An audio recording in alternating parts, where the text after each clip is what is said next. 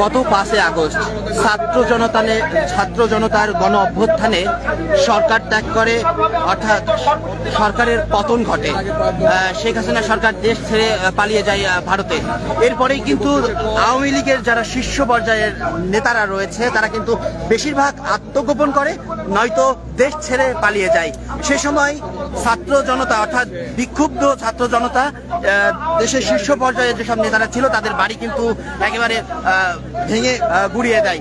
আমরা দেখেছি আজকেও কিন্তু একটি ঘটনা ঘটে চলেছে সারা দেশেই। আমরা দেখছি যেসব তৎকালীন রাজনৈতিক দল, অর্থাৎ বাংলাদেশ আওয়ামী লীগের যারা নেতারা ছিল এবং যেসব এলাকায় আসলে স্বৈরাচারী কায়দায় শাসন ব্যবস্থা চালিয়েছে তাদের কিন্তু বাড়িঘর কিন্তু ভাঙচুর করা হয়েছে। আমরা সেই চিত্র কিন্তু দেখেছি এবং আজকেও করা হচ্ছে সারা দেশে। তার ব্যতিক্রম ঘটেনি কুষ্টিয়াতেও। আমরা কুষ্টিয়াতে দেখছি এই মুহূর্তে কিন্তু বাংলাদেশ আওয়ামী লীগের যিনি যুগ্ম সাধারণ সম্পাদক মাহবুবুল আলম হানিফ, তিনি দেশ ছেড়ে পালিয়ে যাওয়ার পরেই কিন্তু এই বাড়ি পড়েই ছিল এবং এই বাড়ি কিন্তু আজকেও বিক্ষুব্ধ ছাত্র জনতা কিন্তু ভেঙে গুড়িয়ে দেওয়ার যে চেষ্টা সেটি কিন্তু তারা করছেন এবং প্রচুর মানুষ কিন্তু এখানে উপস্থিত হয়েছে এবং তারা কিন্তু এই বাড়িকে এখন ভেঙে গুড়িয়ে দিচ্ছে।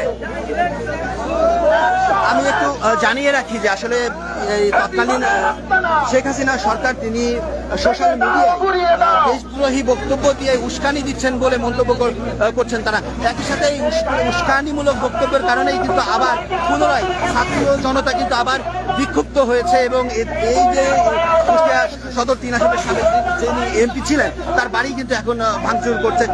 শুধুমাত্র এই যে স্বৈরা শাসন এখানে প্রতিষ্ঠা করেছিল এরই কিন্তু বিরূপ প্রতিবাদ কিন্তু তারা জানাচ্ছেন এবং এই স্বৈরা শাসনের যে অস্তিত্ব সেই অস্তিত্ব কিন্তু একেবারে বিলীন করার জন্যই কিন্তু তাদের এই কার্যক্রম। এবং আমরা দেখছি এই কুষ্টিয়ার পিটিআই রোডে একেবারে মশাল জ্বালিয়ে তারা কিন্তু প্রতিবাদ জানাচ্ছে এবং আমরা দেখছি যে তাদের কিন্তু এই প্রতিবাদ চলমান রয়েছে।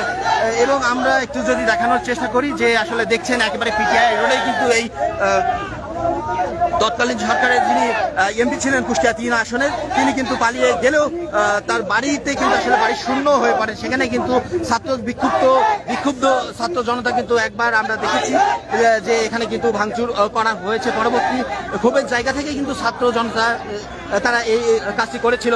তবে আজকেও কিন্তু সারা দেশে একই যোগে কিন্তু আমরা দেখেছি বিভিন্ন জায়গায় কিন্তু ভাঙচুর চলমান রয়েছে। আমরা জানতে পেরেছি আসলে তৎকালীন সরকার শেখ হাসিনা তিনি কিন্তু উস্কানিমূলক বক্তব্য দিয়ে সবাইকে উস্কিয়ে দিচ্ছে, এমন মন্তব্য কিন্তু অনেকেই করেছে। আমরা কিন্তু সেটি দেখানোর চেষ্টা করছি এবং তারা কিন্তু বিভিন্ন প্রতিবাদ কিন্তু তারা দিচ্ছে, আমরা সেটি দেখানোর চেষ্টা করছি। এবং তারা কিন্তু একেবারে দেখছি মশাল আগুন জ্বালিয়ে কিন্তু তারা তাদের যে কার্যক্রম সেটি কিন্তু করে যাচ্ছে।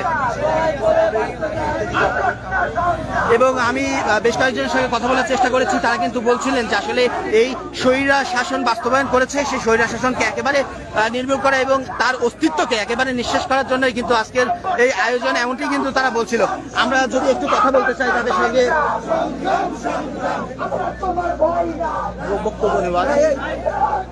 বক্তব্য নেব আগান না, আমরা একটু কথা বলার চেষ্টা করবো যারা আজকের এই আয়োজনে অংশ নিয়েছে। যদি একটু জানতে চাই যে আমি একটু জানতে চাচ্ছি আসলে আমরা একটু কথা বলতে চাচ্ছি আসলে আজকের এই আয়োজন কেন অংশ নেওয়া, কি কারণে আমার যদি একটু জানতে। আওয়ামী লীগ পুনরায় উত্থান না হতে পারে সেই জন্য আমাদের মূলত আজকের আয়োজন। খুনি হাসিনা ভারতে এখনো বলছে বাংলাদেশের বিরুদ্ধে আমাদের দেশের টাকা পাচার করে আমাদের বিরুদ্ধে ষড়যন্ত্র করতেছে। আমরা এই ষড়যন্ত্র রুখে দেবো, যতদিন বাঁচবো আওয়ামী লীগের বিরুদ্ধে আমাদের যুদ্ধ চলবে। আমরা কথা বলছিলাম একজনের সাথে, তিনি কিন্তু বলছিলেন যে স্বৈরা শাসন যে ব্যবস্থা তাদের যে অস্তিত্ব সেই অস্তিত্ব কিন্তু একেবারে নিঃশেষ করার জন্যই তারা এই আয়োজনে অংশ নিয়েছে, এমনটি কিন্তু তারা বলছিলেন। আমরা সরাসরি যদি দেখানোর চেষ্টা করি, আপনারা দেখছেন যে এখানে প্রচুর কিন্তু ছাত্র জনতা এখানে উপস্থিত হয়েছে এবং তারা কিন্তু এই হানিফের যে বাড়ি সেই বাড়িটি কিন্তু একেবারে গুড়িয়ে দিচ্ছে। আমরা একটু কথা বলার চেষ্টা করব। আমি